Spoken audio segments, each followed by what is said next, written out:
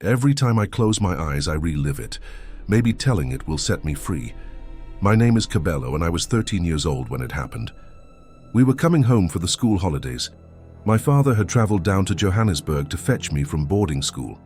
We were headed to our village in the Limpopo, the one where my grandmother still lived. The road to our home is long. Buses only go as far as the tar road. From there, it's about 10 kilometers on foot through dirt paths and dry thorn bush. My father knows these paths like the lines on his hand. He grew up here, herding goats barefoot. That day, the bus broke down halfway. Smoke from the engine, everyone piling out into the heat. It took hours before the driver coaxed it back to life. By the time we reached our stop, the sun had already dropped behind the hills. We started walking, our bags heavy, the gravel crunching underfoot. The air smelled of dust and dry grass. Insects buzzed, unseen. My stomach was empty. We hadn't eaten since morning. "We can make it," my father said. His voice was steady, but I could see his shoulders sag under the weight of his bag. We walked in silence for a while. The path wound through low trees, the moon barely bright enough to show the way. After what felt like forever, I asked, "Father, how far now?" He looked ahead, then sighed. "Still 7, maybe 8 kilometers. He paused, scanning the darkness. "We'll see if we find someone along the way. Maybe a place to rest." It was my father who spotted it first, a faint glow off to the right, like a small cooking fire. As we drew closer, shapes took form in the moonlight. 2 round huts and a low fence. A man came out to meet us. He was tall, thin, with a short beard. His smile was warm. "Evening, travelers. You look tired." My father greeted him, explaining we were on our way home but still had far to go. The man nodded. "Come, my wife will prepare something." You are watching the Tales of the Savannah. Subscribe and be part of the tribe. Now let's get back to the story. Inside the yard, a woman stirred a pot over the fire. 2 children, a boy and a girl, sat on a reed mat, playing with carved wooden animals. They looked up and smiled shyly. "You are welcome here," the woman said. "It is not safe to walk in the dark." We sat by the fire while she served us thick porridge and a stew of beans and pumpkin leaves. The food smelled good, but there was something faint beneath it, a dry, smoky scent, like clothes packed away after a fire. The children's eyes caught the firelight strangely, not with the usual glint, but dull, as if the light slid off them. When they smiled, it was warm, but their lips never seemed to part enough to show teeth. I noticed the steam from the stew faded too quickly in the cool night air, vanishing before it should. My father didn't seem to notice, or maybe he didn't want to. We were too tired, too hungry, to question kindness in the middle of nowhere. My father spoke with the man, asking about cattle prices, the rains, the state of the road. I half listened, too busy eating. The children showed me their toys, a cow with horns made from twigs, a small carved lorry with wheels that turned. I noticed they never came too close to the firelight. They always played just at the edge of the shadows. At one point, the man asked my father where exactly we were from. When he heard the name of our village, his smile flickered, just for a second, then returned. "Ah, I know it well. Good people there." My eyelids were heavy by then. The woman brought out blankets, laying them in the smaller hut. The walls smelled faintly of smoke, but I didn't think much of it. My father and I thanked them, and we lay down. I fell asleep to the sound of the fire crackling outside. The next morning I woke to sunlight on my face.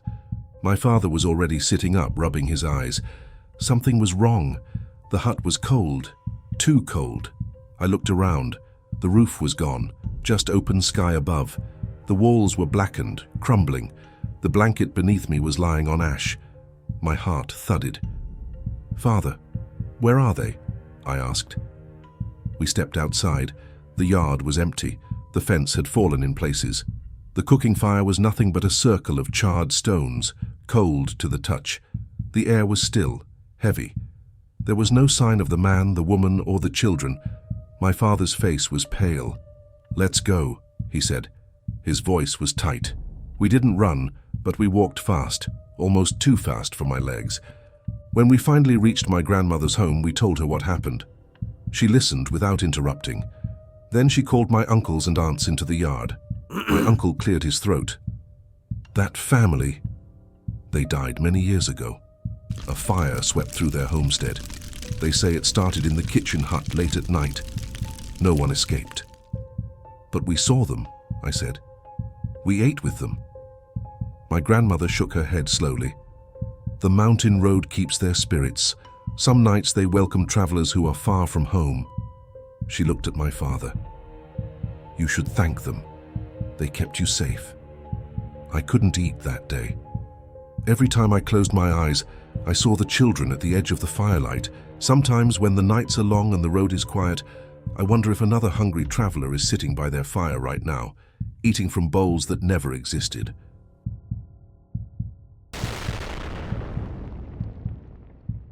This happened a while ago, but even now the air becomes colder when I remember what happened.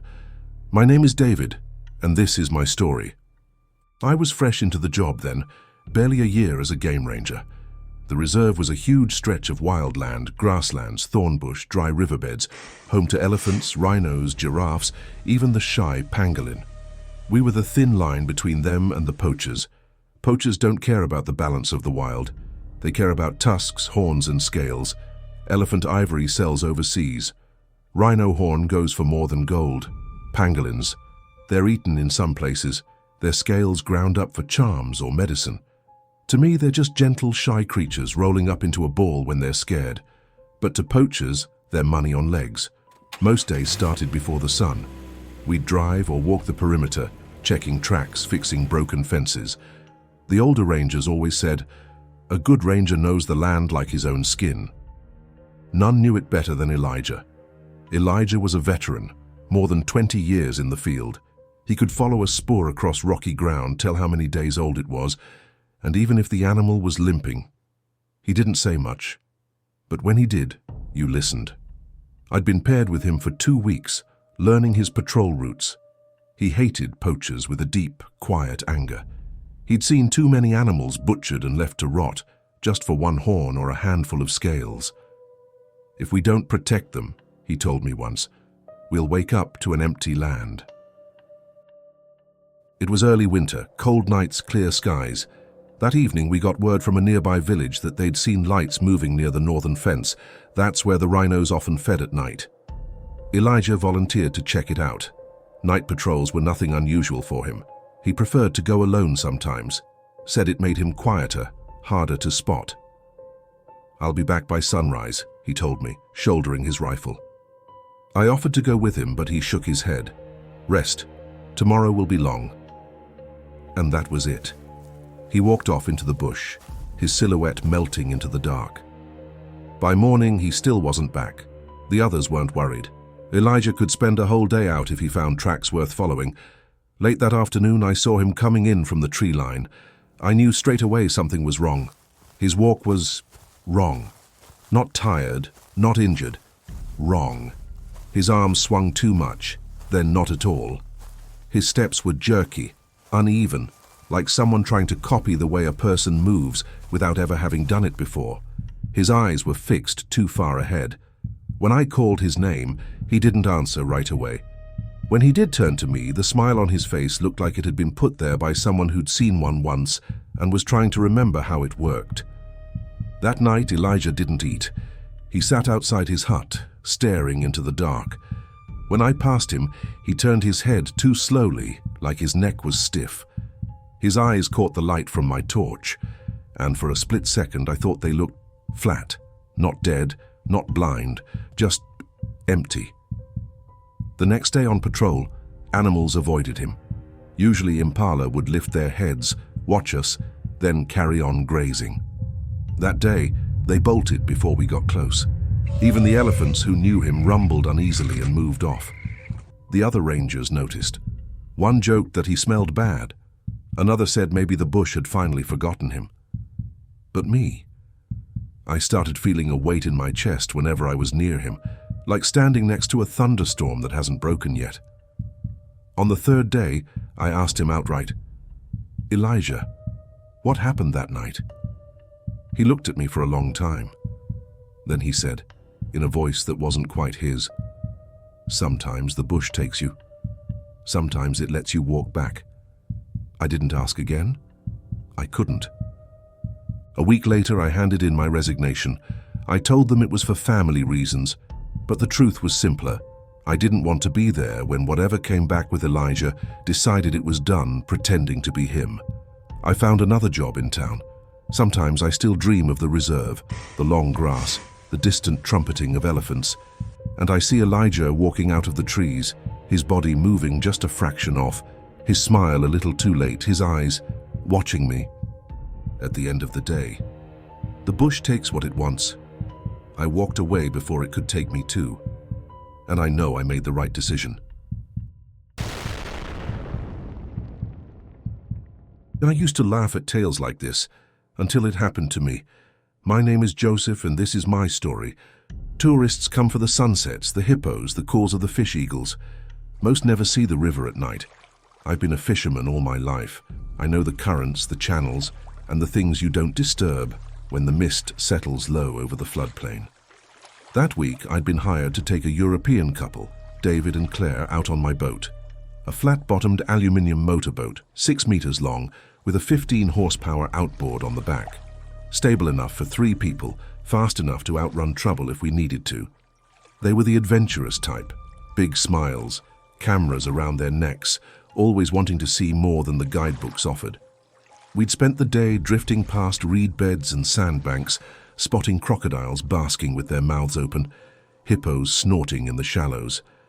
They asked questions about everything. I told them what every guide says. A hippo is the river's landlord. You disturb it, it collects rent in blood. They laughed, but they listened. At least I thought they did. By late afternoon, we anchored near a reed island for tea. The sun was low, turning the water to gold. That's when I heard it. Faint, steady, drums. A deep, hollow rhythm carrying over the water. David's head turned.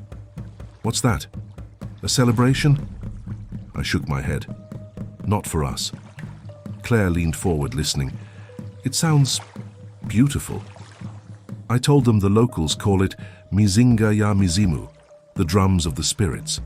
Some say it's a remembrance dance for the ancestors. Others say it's when the dead call to the living, inviting them to join their village beyond the river. It happens only on certain nights of the year, when the air is coldest and the moon is thin. They smiled like I'd told them a campfire story. Claire asked if we could see it. I said no. The far bank is swampy, thick with crocodiles, but I saw it in their eyes. Curiosity had taken root. We started back to camp as the light faded. The channels narrowed, the air cooled. The drums grew louder, their rhythm changing, fast, then slow, as if answering some question. Mist began to roll in, curling low over the water. Ahead, I saw a faint orange glow. "That's it," David said. I told them again, "It's dangerous." But they insisted, said they'd come all this way for the real experience. Against my better judgment, I swung the boat toward the glow. The closer we came, the more the drums seeped into me, not just in my ears, but in my chest, my bones. The mist parted, and I saw the bank. Fires burned in iron baskets. Figures moved in a circle, feet stamping in perfect time. White cloths clung to their bodies, catching the light. Their arms swayed, calling to the sky. But where there should have been heads, there was nothing. Smooth shoulders, no neck, no face. My mouth went dry. My hands froze on the throttle. David and Claire gasped, but in delight. "It's a festival!" Claire cried. She pulled off her life jacket. David swung over the side before I could stop him. "No!" I shouted, but they were already wading ashore. The dancers parted for them, making space in the circle. The drumming swelled, the fires flared. I swear the dancers bent close, as if smelling them. One of the headless figures turned toward me. It raised a hand and beckoned. My chest tightened. My legs wanted to move. For a moment, I wanted nothing more than to step out of the boat, to feel the earth under my feet and the heat of the fire on my skin. "David, Claire," I called, but they didn't turn. They were dancing now, splashing mud, their faces lit with joy. The beckoning hand stayed up. The drums seemed to fit themselves into my heartbeat. My grip on the throttle was slick with sweat. I backed the boat away, slow, then faster, until the glow faded and the sound was gone. At first light, I gathered men from the village. We took 3 motorboats to where I'd seen the fires. There was nothing. No bank, no fires, no footprints, just reeds and dark water. We searched all day. No sign of David or Claire. The police came. They said the couple must have drowned, maybe taken by crocodiles. The river takes the careless, they said. I signed my statement. I didn't tell them what I saw. Who would believe me? The case was closed in a month. The embassy sent people to pack their belongings. My name was taken off the tour company's guide list. But some nights, when the mist is low and the air is sharp, I still hear the drums. I stay inside, I bolt the door, and I pray they never call my name, because I will always remember the last time I saw David and Claire, smiling, barefoot in the mud, dancing with those headless figures under a sky full of sparks. So if you ever hear the drums on the river, don't look for the glow, don't follow the sound. Because I did once, and I've been running from that night ever since.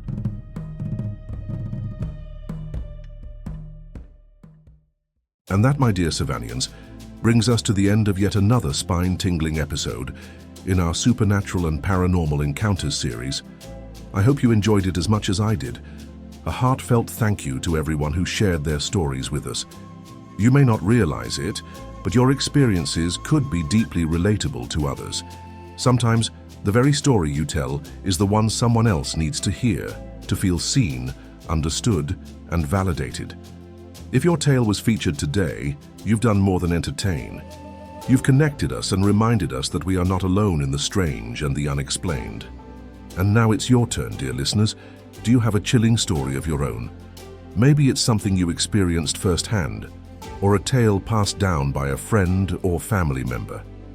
If it's the kind of story that makes us pause, look twice, and question every shadow, I'd love to hear it. Send it to the email address on your screen, and your story might just be the one we bring to life in our next episode. Until then, keep the lights on, trust your instincts, and remember, not everything can be explained. Tales, signing out. Want to support the channel and become an even bigger part of our tribe? You can join for as little as the cost of a coffee each month. Your support helps me continue creating the content you love, but of course, just having you here is already more than enough. Thank you for being part of this journey. To those of you who have already joined the tribe, thank you from the bottom of my heart. You are truly the heartbeat of this channel. And as always, thank you for watching our story, and we hope you enjoyed it. What lessons did you draw from this story? Share your thoughts with us in the comments below. Don't forget to subscribe and be part of the tribe. Thank you for watching The Tales of the Savannah. We will see you next time in the Savannah.